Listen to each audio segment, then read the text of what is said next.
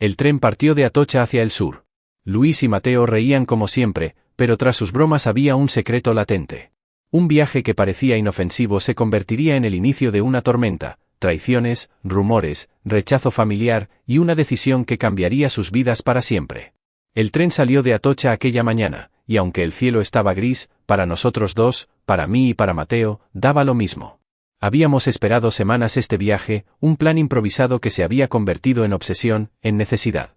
Quisimos dejar atrás el ruido de la ciudad, los pasillos abarrotados de la facultad, los exámenes que nos robaban el sueño. Lo que de verdad buscábamos, aunque ninguno se atreviera a decirlo en voz alta, era otra cosa, un respiro, un espacio fuera de miradas, un lugar donde poder ser nosotros mismos sin máscaras. Desde el asiento junto a la ventana, veía cómo los paisajes de Castilla se deslizaban, primero campos verdes interrumpidos por pueblos diminutos, luego una llanura interminable que parecía no tener fin. Mateo hablaba sin parar, como siempre, haciendo bromas, recordando anécdotas de la universidad, y yo me reía, o al menos fingía reírme, porque en el fondo tenía la mente en otra parte. Había en mi pecho un peso que llevaba demasiado tiempo arrastrando, y aquel viaje, lo sabía, era algo más que una escapada. Era una huida hacia adelante, una forma de poner a prueba algo que nos había estado persiguiendo desde la adolescencia. Las horas pasaban y el tren, como si conociera nuestro secreto, avanzaba lento hacia el sur. Cuando por fin llegamos a Cádiz, el aire cambió de golpe.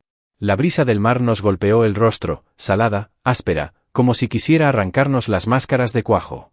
Mateo levantó la vista y sonrió, una sonrisa nerviosa, de esas que parecen esconder algo. Yo intenté aparentar calma, pero por dentro la tensión era insoportable. Sabía que, tarde o temprano, habría un momento en el que nada volvería a ser igual. Caminamos por calles estrechas hasta llegar a un hotel modesto, uno de esos que no aparecen en las guías turísticas. Fachada blanca, persianas verdes a medio caer, una entrada que parecía prometer silencio. No buscábamos lujos, solo aislamiento. Pedimos una habitación sencilla con 2 camas y una ventana que daba directamente al océano. Al entrar, el sonido del mar se coló en el cuarto como un tercer acompañante, constante, imposible de ignorar. Al principio nos reímos de lo diminuta que era la habitación, de la humedad en las paredes, de la lámpara que parpadeaba sin cesar. Soltamos las mochilas, dejamos los apuntes en un rincón, una mentira más, porque los habíamos traído con la excusa de estudiar, y nos tumbamos en las camas, agotados del viaje.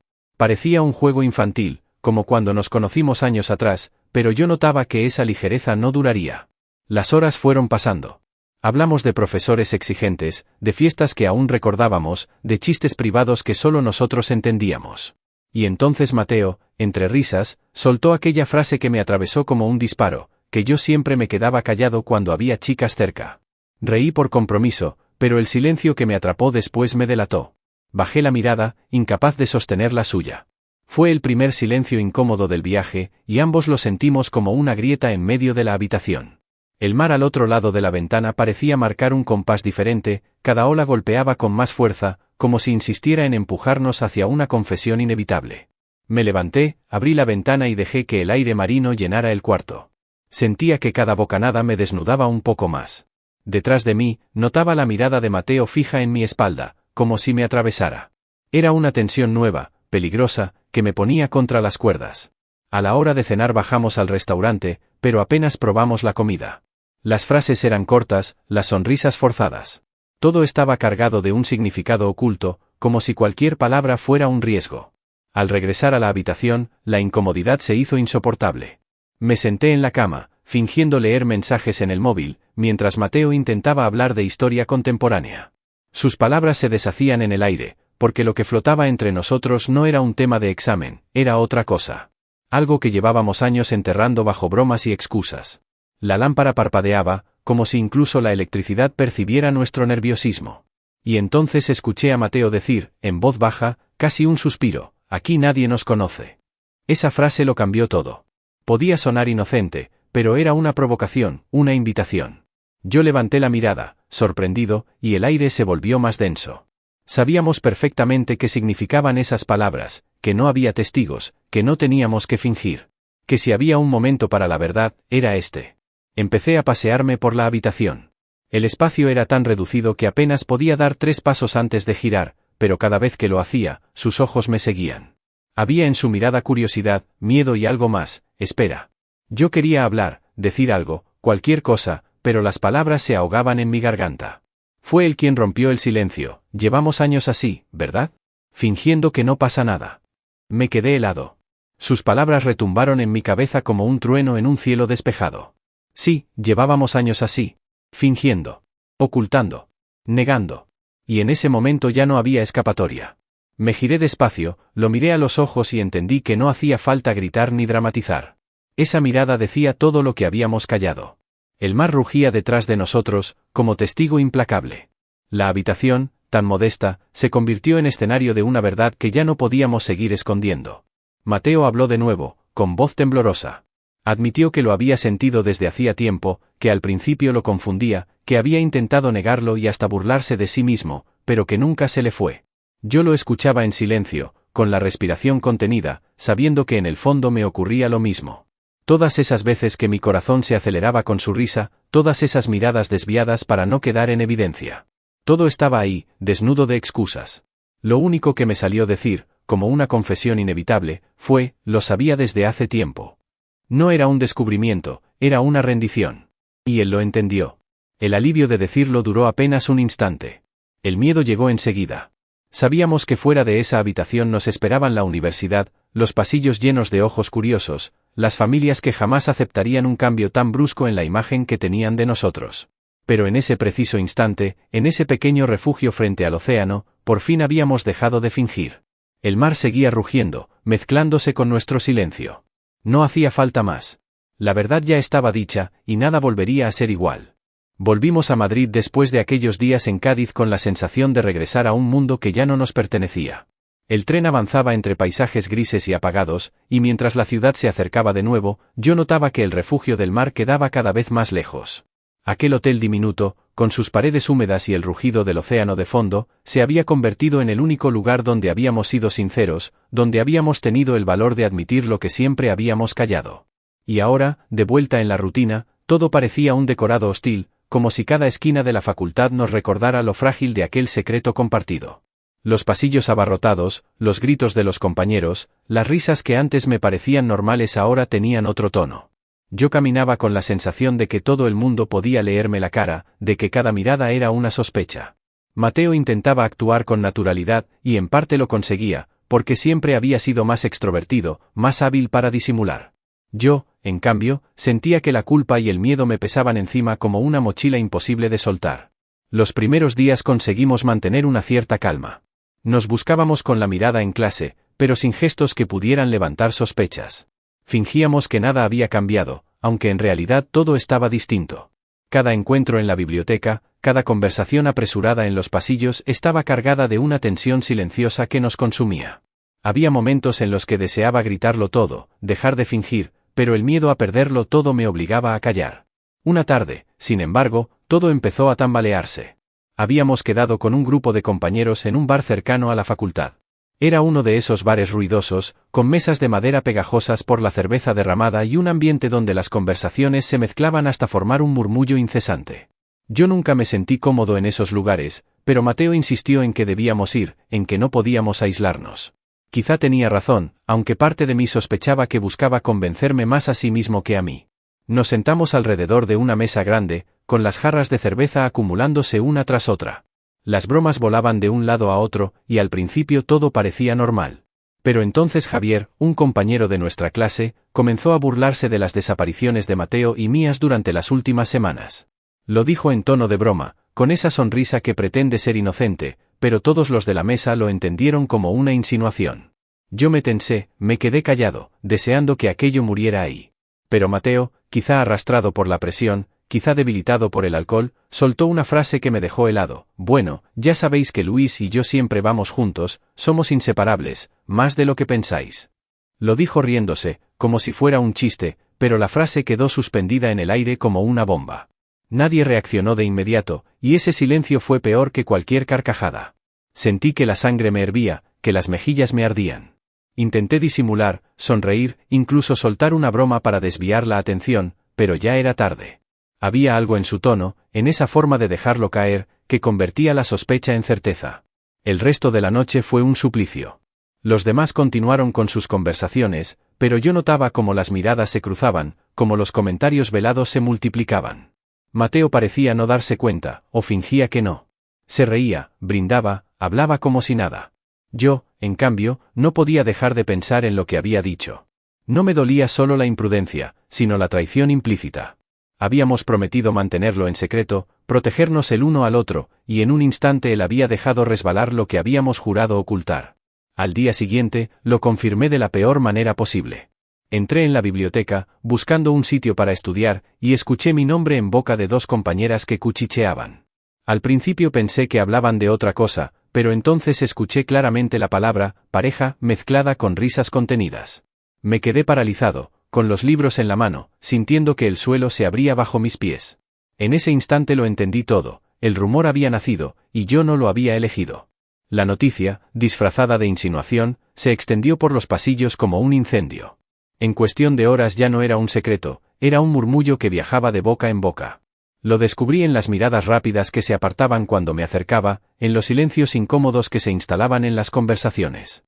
Mateo y yo nos cruzábamos en clase con gestos que parecían más extraños que nunca, porque aunque intentábamos aparentar normalidad, todo estaba roto. Me sentía traicionado, y esa traición dolía más que los rumores en sí. No podía sacarme de la cabeza el instante exacto en el que lo dijo, esa sonrisa nerviosa, esa forma de lanzarlo como si fuera inofensivo.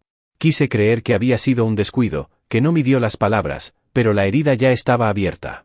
El secreto que habíamos defendido con tanto miedo, la confesión que nos había costado años admitir, se había convertido de repente en un tema de conversación para cualquiera que quisiera burlarse. El ambiente en el campus se volvió irrespirable. Caminaba entre los demás con la sensación de ser observado desde todos los ángulos. No había insultos directos, no había palabras explícitas, pero el silencio pesaba como una condena. En la cafetería, las conversaciones se detenían cuando entrábamos, en los pasillos, las risas apagadas explotaban a mi espalda. Todo era más cruel precisamente porque no se decía en voz alta, estaba en los gestos, en las miradas, en los comentarios que morían justo antes de pronunciarse. Con Mateo apenas hablé los siguientes días. Él intentaba acercarse, pedía que lo entendiéramos, que había sido un error, pero yo no podía escucharlo. Cada vez que lo veía, recordaba la frase, el tono, el momento en que todo empezó a desmoronarse. No sabía si había sido por debilidad, por nervios, por intentar integrarse con los demás, pero al final daba igual, lo había dicho, y el daño estaba hecho. La tensión me consumía. Por las noches repasaba una y otra vez las imágenes, la mesa del bar, las jarras de cerveza, la frase suspendida en el aire. Y cada vez me invadía una mezcla de rabia y tristeza. Rabia porque me había expuesto sin mi consentimiento. Tristeza porque, de todas las personas que podían traicionarme, había sido precisamente él, la única persona con la que compartía aquella verdad. A partir de entonces, cada día en la facultad era un campo minado. Sabía que en cualquier momento alguien podía soltar un comentario disfrazado de broma, que cualquier risa podía ser sobre nosotros. Me sentía atrapado en una especie de teatro donde yo era el protagonista de una obra que nunca había aceptado representar. Y lo peor era que ni siquiera podía culpar del todo a los demás, la grieta había nacido en nuestra propia mesa, de la boca de quien yo más confiaba. Ese fue el comienzo de las primeras fisuras, el momento en que comprendí que el secreto ya no estaba bajo nuestro control. Todo lo que había sido refugio en Cádiz se transformaba ahora en amenaza. Lo que habíamos compartido junto al mar, aquello que nos había dado fuerza y esperanza, se convertía en arma de burla en los pasillos. Y aunque todavía no lo sabía, ese rumor no era el final, sino el principio de una tormenta mucho más grande. Los rumores crecieron como una sombra que ya no podía apartar de mi camino. Era imposible atravesar los pasillos de la facultad sin sentir cómo las miradas se clavaban en mí, cómo las conversaciones se detenían en cuanto aparecía, cómo las risas apagadas explotaban detrás de mi espalda. No había insultos directos, nadie se atrevía a pronunciar una palabra abierta frente a mí, pero era peor así, porque cada silencio estaba cargado de veneno. Caminaba con la certeza de que mi nombre circulaba de boca en boca, disfrazado de confidencia, repetido con esa mezcla de morbo y desprecio que lo hacía aún más insoportable. Cada vez que me sentaba en clase notaba un cosquilleo en la nuca, como si todos esperaran un gesto, una confirmación. Los profesores hablaban, pasaban diapositivas, explicaban teorías, pero mi mente estaba en otro lugar, atrapada en el eco de esas carcajadas que se desataban cuando yo giraba la cabeza. La universidad, que antes había sido un espacio de libertad y de sueños, se transformó en un escenario hostil donde cada esquina podía ser una emboscada de susurros. Mateo, en ese contexto, se convirtió en mi mayor herida.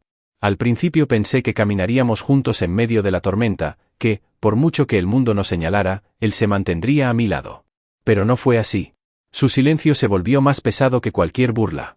En las conversaciones con otros fingía no saber nada, reía cuando alguno dejaba caer un comentario envenenado y evitaba cualquier gesto que pudiera delatarnos. Yo lo miraba desde la distancia, incrédulo, con un nudo en la garganta. El mismo chico que en Cádiz me había prometido sinceridad ahora era incapaz de sostener la mirada cuando alguien nos mencionaba. Cada vez que callaba frente a una burla, cada vez que disimulaba, sentía que me traicionaba una segunda vez. La soledad empezó a devorarme.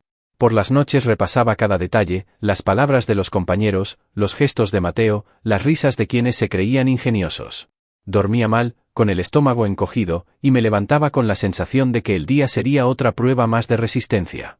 No era solo la universidad, al llegar a casa la tensión se volvía insoportable. Una noche lo confirmé. Estábamos sentados en el salón, con la televisión apagada y un silencio incómodo flotando en el aire. Mi padre, que llevaba días observándome con una frialdad distinta, habló de pronto. No levantó la voz, no necesitó gritar. Sus palabras fueron más duras precisamente porque estaban dichas con calma. Me miró a los ojos y pronunció la frase que aún hoy me arde como una cicatriz: esto es una vergüenza para la familia. No hubo golpes en la mesa, no hubo aspavientos. Solo esa sentencia seca, definitiva. Sentí que el aire me abandonaba, como si me hubieran arrancado algo del pecho. Mi madre, sentada al lado, intentó intervenir, pero lo único que consiguió fue añadir más hielo al momento. Su silencio, tembloroso, me confirmó que estaba de acuerdo, aunque no lo dijera en voz alta. Aquella complicidad rota en mi propia casa me dolió más que todas las risas de la facultad juntas. No respondí. No podía. Tenía la garganta cerrada y los ojos ardiendo, pero no dejé escapar ni una palabra. Me encerré en mi habitación, con la sensación de que ya no pertenecía a aquel lugar. El hogar, que debía ser refugio, se convirtió en territorio hostil, en un sitio donde cada gesto me recordaba que mi existencia era incómoda para quienes más deberían protegerme. En el campus la situación no mejoraba. Los que antes eran mis amigos comenzaron a distanciarse. Algunos lo hacían con excusas sutiles, mensajes que nunca respondían, invitaciones que se evaporaban, compromisos inventados. Otros eran más directos, lanzando comentarios envenenados disfrazados de chistes, miradas burlonas que pretendían ser inocentes, imitaciones torpes cuando pensaban que yo no miraba. Yo caminaba entre ellos como un extraño, sabiendo que todo lo que había construido a lo largo de los años se estaba desmoronando en cuestión de días. Lo peor era la doble traición de Mateo. En público se callaba, me dejaba solo frente a las insinuaciones, y en privado apenas podía sostener una conversación. Decía que no soportaba la presión, que no estaba preparado, que lo mejor era disimular. Yo lo escuchaba con rabia y tristeza, porque no entendía cómo podía ignorar que su silencio era una daga que se me clavaba cada día. El mismo chico que había abierto su corazón frente al mar, que me había dicho que no quería volver a vivir en la mentira, ahora retrocedía ante la primera mirada inquisitiva. La biblioteca, que había sido nuestro refugio, se transformó en un escenario incómodo. Allí donde antes compartíamos apuntes y risas en voz baja, ahora apenas nos mirábamos. Yo intentaba concentrarme en los libros, pero todo se me escapaba entre las manos. Sentía que el suelo se abría bajo mis pies, que no tenía a dónde ir. Una mañana, al entrar en clase, encontré escrito en la pizarra un mensaje anónimo, cruel, dirigido a mí. El profesor lo borró rápidamente, fingiendo que no había pasado nada, pero el daño ya estaba hecho. Escuché las risas contenidas, los cuchicheos, y lo peor de todo fue ver a Mateo sentado unas filas más atrás, inmóvil, sin reaccionar. Esa inacción me dolió más que el propio insulto. Era como si hubiera decidido desaparecer justo cuando más lo necesitaba. Me debatía entre dos miedos, el de perder definitivamente a mi familia y amigos, y el de perder a Mateo, el único que podía comprender lo que estaba viviendo. Pero su cobardía me dejaba completamente expuesto. Cada día se abría más la distancia entre nosotros, y yo me hundía en una soledad que se volvía insoportable. En casa la situación empeoraba. Mi padre apenas me dirigía la palabra, salvo para repetir, con variaciones, que aquello era inaceptable. Mi madre intentaba suavizar las cosas, pero sus evasivas eran tan dolorosas como los reproches directos. Me sentaba a cenar con ellos en una mesa silenciosa, donde cada gesto estaba cargado de reproches no dichos. Era como vivir en un tribunal perpetuo, donde yo era acusado sin derecho a defensa. Y aún así, dentro de mí, algo empezaba a cambiar. La rabia, que al principio era un veneno, comenzó a transformarse en una fuerza extraña. Comprendí que la vergüenza no estaba en lo que yo sentía, sino en quienes me condenaban por sentirlo. Esa certeza me daba una mínima esperanza, un hilo de resistencia. No lo decía en voz alta, no aún. Pero cada noche, en la soledad de mi habitación, me repetía que no podría vivir eternamente bajo el peso del miedo. Que tarde o temprano tendría que romper ese círculo. Y que, cuando llegara el momento, el mundo tendría que escucharme, aunque fuera con una voz temblorosa. El silencio de Mateo, las palabras frías de mi padre, el miedo disfrazado de mi madre, las risas en los pasillos, todo eso se acumulaba dentro de mí como una tormenta a punto de estallar.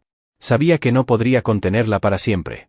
Y en ese presentimiento, en esa mezcla de dolor y rabia, empezó a nacer la idea de que lo que estaba viviendo no era un final, sino el comienzo de otra batalla mucho más dura, la de no traicionarme nunca más a mí mismo. El ambiente en la facultad se había vuelto tan pesado que cada día sentía que respiraba plomo.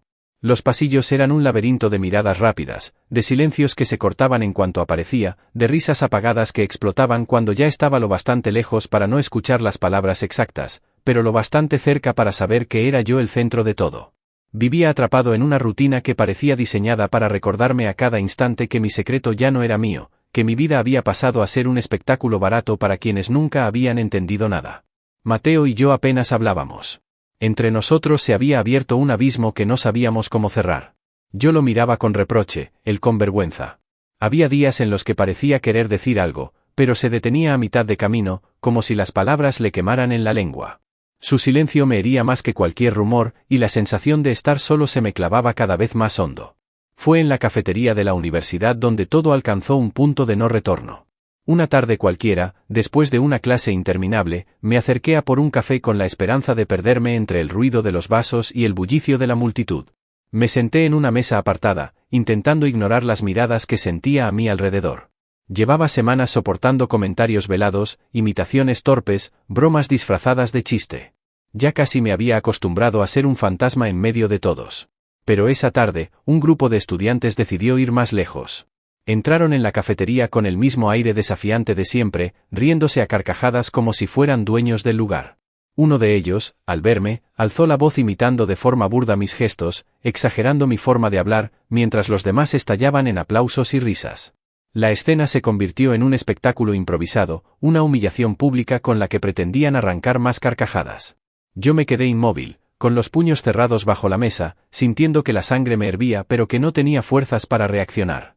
El corazón me golpeaba el pecho con violencia, y por un instante creí que todo se derrumbaría ahí, delante de todos, que mi silencio sería otra vez mi condena. Y entonces ocurrió lo inesperado. Mateo se levantó. Lo vi ponerse de pie con una determinación que nunca antes le había conocido. Durante unos segundos el tiempo pareció detenerse.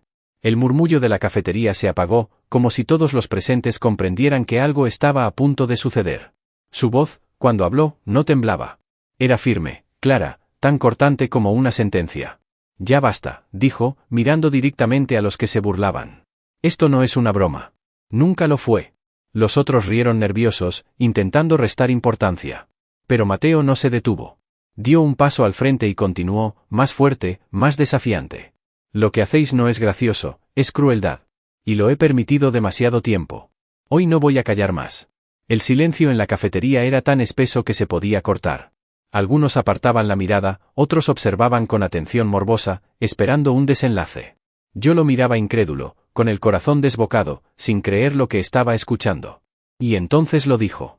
Lo dijo sin rodeos, sin eufemismos, con una valentía que me atravesó de arriba a abajo. Sí, lo que siento por Luis es real. No es motivo de burla ni de vergüenza. La vergüenza está en vosotros, en quienes necesitáis ridiculizar a los demás para sentir que valéis algo. La frase cayó como un rayo en medio del silencio. Fue un golpe seco, un eco que recorrió cada rincón de la cafetería. Hubo un instante de incredulidad, como si nadie pudiera procesar lo que acababa de pasar. Algunos se rieron para disimular la incomodidad, otros se removieron en sus asientos incapaces de sostener la mirada. Yo me quedé helado, incapaz de reaccionar. Era como si todo mi cuerpo estuviera suspendido en ese momento, como si el aire se hubiera vuelto demasiado denso para respirar. Por primera vez, no estaba solo. Por primera vez alguien se ponía en pie a mi lado, no para defenderse a sí mismo, sino para defendernos a los dos. Las palabras de Mateo sonaban como un veredicto, duras e inapelables, pero al mismo tiempo eran una liberación. Sentí una mezcla de miedo y alivio, como si me hubieran arrancado un peso insoportable de los hombros y, a la vez, me hubieran expuesto por completo frente al mundo. El grupo que había iniciado la burla se quedó en silencio, desconcertado. La valentía de Mateo los desarmó. No sabían cómo reaccionar. Lo que hasta ese momento había sido un juego de humillación se transformó en un escenario incómodo en el que ellos eran los señalados. El murmullo de la cafetería se reanudó poco a poco, pero ya no eran risas. Eran susurros incómodos, comentarios nerviosos, miradas que evitaban enfrentarse a la evidencia.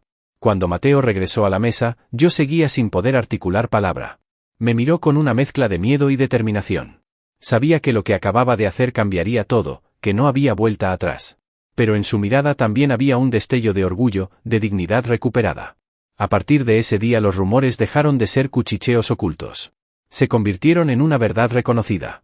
Ya no éramos objeto de sospecha, éramos certeza. El precio fue inmediato, amistades que se rompieron, miradas que se volvieron aún más frías, distancias que se hicieron irreversibles. Pero al mismo tiempo, esa confesión pública nos dio algo que nunca habíamos tenido, la libertad de no escondernos más. Perdimos mucho. Algunos compañeros dejaron de saludarnos, otros se limitaron a mirarnos como si fuéramos una anomalía. En casa la tensión se multiplicó. Mi padre reiteró con más dureza que no aceptaba esa vida, que aquello era inadmisible. Las cenas se convirtieron en campos de batalla silenciosos. Mi madre, atrapada entre el amor y el miedo, evitaba el tema con frases vagas que herían tanto como los reproches. Pero también descubrimos algo inesperado. No estábamos tan solos como pensábamos. Entre el rechazo y el distanciamiento, comenzaron a aparecer gestos de apoyo. Un compañero que me entregaba apuntes con una mirada cómplice, una compañera que se sentaba a nuestro lado en clase cuando los demás evitaban hacerlo, un profesor que nos trataba con una normalidad casi rebelde en medio de tanta hostilidad. Eran detalles pequeños, pero cada uno era un recordatorio de que aún existía espacio para la esperanza. La valentía de Mateo en aquella cafetería cambió el rumbo de todo. Dejó de ser un secreto, dejó de ser un rumor. Se convirtió en una realidad que ya no podíamos negar, ni nosotros ni nadie. Y aunque el precio fuera alto, aunque el rechazo nos golpeara con más fuerza que nunca, comprendí que habíamos ganado algo más valioso que la aprobación de los demás, habíamos recuperado nuestra dignidad. Caminábamos por el campus conscientes de que muchos nos rechazaban, pero también con la certeza de que ya no necesitábamos su aprobación. Lo único imprescindible era no volver a traicionarnos a nosotros mismos. Cada paso, cada mirada compartida, era un desafío contra el silencio que nos había gobernado durante años. Esa tarde en la cafetería, en medio de la humillación, Mateo encontró el valor que había estado buscando. Y yo, al escucharlo, descubrí que incluso en medio del miedo se puede respirar con libertad. La verdad, una vez dicha, ya no se puede borrar. Y aunque el futuro se presentara incierto, por primera vez sentí que nos pertenecía. Después de aquel día en la cafetería, nada volvió a ser igual. Era como si una cortina hubiera caído y todo el mundo nos mirara sin necesidad de fingir curiosidad. Ya no éramos un rumor, ya no éramos un secreto a voces. Éramos, a ojos de todos, una certeza. Y en esa certeza se mezclaban la incomodidad, el rechazo y, de forma más inesperada, el respeto de algunos. Los primeros en apartarse fueron aquellos que decían ser amigos. Con ellos no hubo enfrentamiento abierto, sino algo peor, una desaparición silenciosa. Dejaron de escribir, dejaron de llamarme, dejaron de invitarme a las reuniones de grupo. Yo los veía en los pasillos, reían, hablaban, y cuando pasaba a su lado, se hacía un silencio denso que me perforaba el estómago. No necesitaban palabras, su ausencia era un mensaje claro. Mateo también lo sufrió, aunque en su caso el golpe fue distinto. Él siempre había sido más sociable, más integrado, y perder ese círculo le dolió de una manera que nunca había imaginado. A veces lo notaba callado, con la mirada perdida, como si le costara aceptar que la decisión de ponerse en pie en la cafetería había cambiado toda su vida en cuestión de segundos. En casa la situación se volvió aún más complicada. Mi padre dejó de hablarme casi por completo. Su silencio era un muro infranqueable, un recordatorio constante de su desaprobación. Cada vez que intentaba iniciar una conversación, respondía con frases cortas, frías, y se marchaba de la habitación como si mi presencia fuera una ofensa. Mi madre se refugiaba en excusas, no es el momento, ya se calmará, mejor no hablar ahora. Sus palabras pretendían suavizar, pero lo único que lograban era hundirme más, porque en realidad significaban lo mismo, miedo, distancia, incapacidad de aceptar. Aún así, algo dentro de mí había cambiado. Después de escuchar a Mateo en aquella cafetería, después de ver cómo enfrentaba a los que nos humillaban, comprendí que ya no podía seguir escondiéndome. Sí, había perdido amigos, sí, mi familia se alejaba, pero la sensación de respirar sin máscaras era más poderosa que todo lo demás. Mateo y yo caminábamos juntos por el campus, y aunque las miradas eran frías, había una fuerza nueva en nuestros pasos. Ya no teníamos que fingir que no nos importaba, porque ahora, más allá del dolor, había dignidad. La dignidad de no traicionarnos a nosotros mismos. Con el paso de los días, entre tanto rechazo, aparecieron señales inesperadas. No eran gestos grandes, sino silencios diferentes, miradas que no pesaban, palabras discretas que llegaban en el momento justo. Una compañera se sentó con nosotros en clase cuando todos se apartaban, un chico de otra facultad nos saludaba cada mañana con normalidad, un profesor me dio un comentario de apoyo al devolverme un trabajo. Nadie se atrevía a hacer discursos ni a enfrentarse directamente al ambiente hostil, pero esos gestos pequeños eran como chispas en medio de la oscuridad. Nos recordaban que no todo el mundo estaba contra nosotros, que había gente dispuesta a acompañarnos aunque fuera en silencio. A veces Mateo me confesaba que tenía miedo. Que pensaba en lo que habíamos perdido, en las amistades rotas, en las puertas cerradas. Yo también lo pensaba, y muchas noches el peso de esa soledad me parecía insoportable. Pero siempre llegábamos a la misma conclusión, el precio de ser nosotros mismos era alto, sí, pero el precio de seguir fingiendo era aún más alto. Mi padre repetía que aquello era una vergüenza, que estábamos arruinando la imagen de la familia. Yo ya no respondía con lágrimas ni con silencios. Aprendí a mirarlo a los ojos y a pensar, la vergüenza no está en mí, está en ti, en tu incapacidad de aceptar lo que no entiendes. Mi madre seguía atrapada en su indecisión, pero poco a poco también comprendí que no podía vivir esperando su aprobación. Lo más duro fue aceptar que muchos de los que nos dieron la espalda no volverían. Que había amistades que jamás se recuperarían, que la familia ya no sería la misma. Pero en esa pérdida había una revelación. Quienes nos condenaban quedaban atrapados en sus prejuicios, y nosotros, aunque dolidos, avanzábamos. Cada paso que dábamos, por más solitario que pareciera, era un paso hacia adelante. Un día, al salir de clase, Mateo me dijo algo que se me quedó grabado, que piensen lo que quieran. Nosotros no vamos a volver atrás. Y entendí que esa frase era nuestra bandera. Porque, al fin y al cabo, la verdad, una vez dicha, ya no se puede borrar.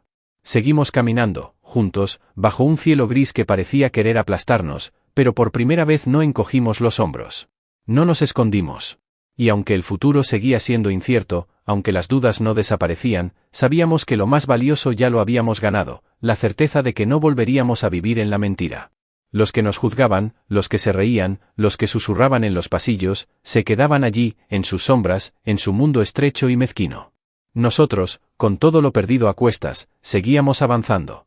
Y en cada paso había una promesa silenciosa, pase lo que pase, lo enfrentaremos juntos. Ese fue el verdadero final de nuestra historia en la universidad, pero también el inicio de otra mucho más grande. Porque lo que habíamos descubierto no era solo el amor que compartíamos, sino la fuerza de no traicionarnos. El mundo podía seguir dando la espalda, pero nosotros habíamos decidido caminar de frente. Y mientras las luces de la ciudad se encendían poco a poco al caer la tarde, comprendí algo que jamás olvidaría: la dignidad de ser uno mismo siempre pesa más que el rechazo de quienes nunca tuvieron el valor de mirar más allá de sus prejuicios.